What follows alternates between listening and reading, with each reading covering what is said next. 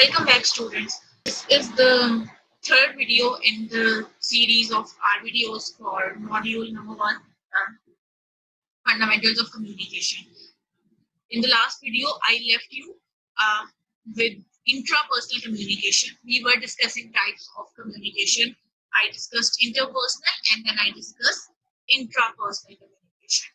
And I left you with the thought that you have to make sure that you communicate with your own self as well, because that is as and even more important than communicating with others.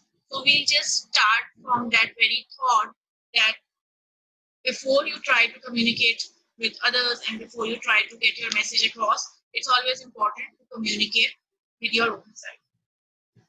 In this video, we'll be looking at two more types. The first type is extrapersonal communication. Now, if you have understood intrapersonal, it might not be very difficult for you to understand extrapersonal, because intra is something that happens within us, while extra is something that happens on the outside.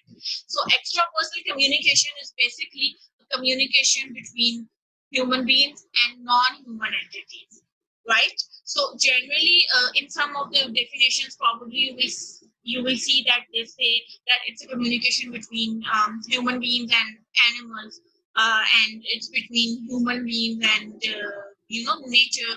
But then it's a better thing to just call it non-human entities. All the non-human entities that we communicate with, that process is called extrapersonal communication. In this type of communication, understanding is required between sender and receiver, because your receiver may respond in sign language or your receiver may not respond at all. In some cases, of course, there could be language involved. In some cases, there won't be language, not even sign language. The receiver might even not respond, but still it could be communication. So every kind of communication that is happening between us and our outside environment and non-human beings, that would be called extrapersonal communication. Let us now look at a few examples. We, or most of us, have pets. We have dogs and we have parrots, and we communicate with them. Now, a person who has a parrot as a pet, that parrot would talk back. So that is something that exchange is going on. So he's repeating, it is repeating whatever you are saying, or talking. So that is a kind of an interaction happening, but that is extrapersonal because that's a non-human entity. Your dog is also a non-human entity. When you come back home after long office hours or attending a university, and your dog comes in wailing its tail, and you hug the dog. So there is this communication which is happening, the compassion and the love that you have for your pet. It's unspoken, but of course the gestures would show that. And of course, a lot of time people even talk to their dogs, and they just nod their head or something like that. So these things happen with all of us, and that is what extrapersonal communication is all about. So these are a few examples. Another example that I mentioned, which might sound weird to you, but happens. At times we just shout at an inanimate object, a non-human being. For example, your mobile phone.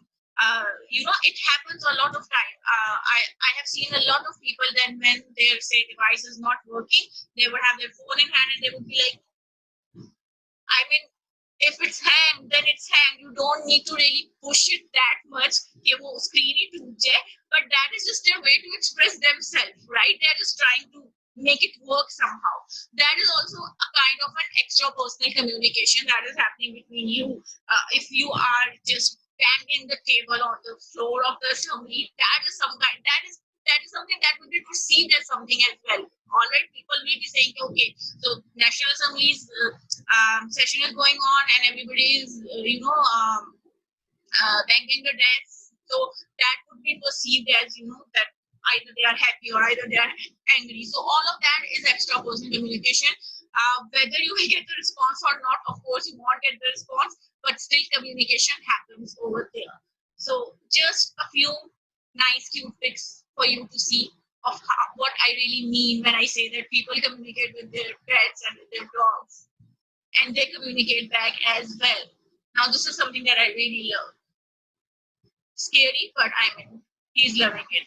And then you can also communicate with nature. It happens with all of us, that when it's a good weather outside, we will feel happy, we will feel more energetic, we will be really full of positive energy. And that's why whenever we need a break from our daily routine or something, we go up north to enjoy holidays, because in the presence of greenery and nature you will feel good.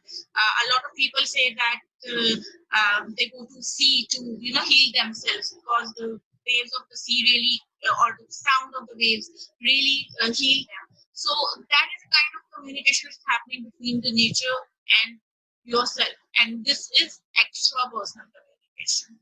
Now come the next part, which is group communication. So the best way to understand group communication is that when there are two or more people, more than two people communicating with each other, that will be group communication, and we see it happening all the time in all different contexts. Group communication refers to interaction among three or more people who are connected through a common purpose, mutual influence, and a shared identity. Uh, at the very beginning, in the last video, I said to you that don't count numbers as such. You cannot say that if there are not two people and there are three people, now it has suddenly become only group communication. Again, it could happen that within that group of three people, there might be interpersonal communication happening back and forth between two people. But group communication is generally defined as when there are at least three people, and of course, more than three would also be a group. 20 would also be a group. There would be a group of 50 students in the class, that would also be a group. So group communication would refer to the interactions that they would have with each other. Generally, again, not always, but generally, the group in the group communication settings, all the people, all the communicators, and all the receivers, they are connected through some common purpose, through some kind of a shared identity, through some kind of a task that they have to do. That is why it is also called as goal-oriented communication at times. We usually see group communication in academic, professional, civic, and personal contexts. So you will have a group of family members sitting together having dinner. So that will be group communication. In professional life, you see we have these meetings, roundtable meetings, and board meetings and stuff like that. In academics, you will always see group communication, even when for activities, a teacher would assign you in different groups. So there would be a group activity, and then there would be a bigger group activity when all the groups will come together and present their assignment or whatever it was. So you will see these kind of activities happening all the time, and all of that is group communication. Generally, group communication can have more than three, but less than 20 people having a conversation. Now, again, this is something which is a bookish thing. I mean, it is written in the books, but I don't really believe in it because a group could be a larger group as well. So it could be a group of 100 people also. How and why the scholars have really just jotted down less than 20? That is because they believe that when there are a lot of people, so you will be needing some kind of a medium other than your own voice to communicate to them. For example, if you are in an auditorium, you would be needing mics and speakers to communicate with all of them, just to ensure that everybody would be able to hear you. So that would not remain just through communication even then. That would even become some kind of mass communication. But generally, to be honest, just looking at the dynamics of it, if it is not being, if there are 100 people in a room and you are using some kind of a medium to communicate to them, loudspeakers or mic or speakers or whatever, and it's not really going live on YouTube or some other channel, I cannot really call it mass communication for that matter. But again, the idea is that you don't have to bother yourself with the number of people involved in any specific communication type.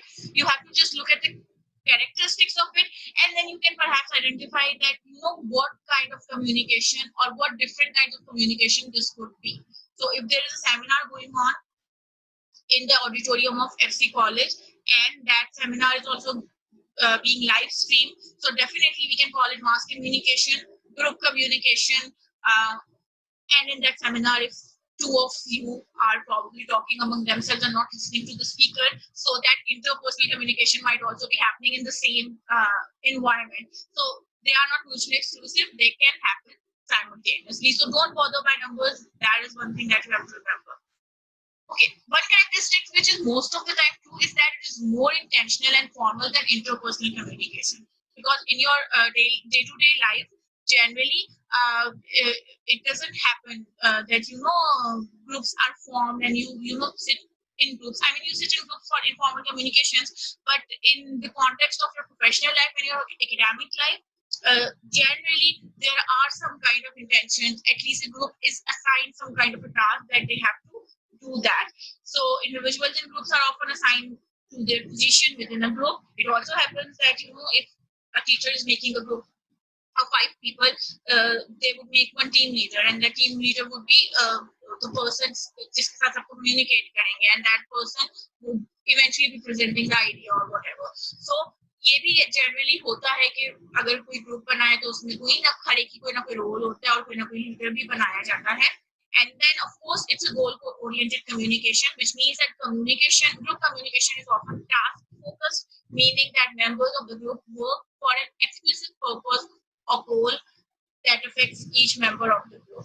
So it could be that 5 members are assigned to work on an assignment that they have to deliver.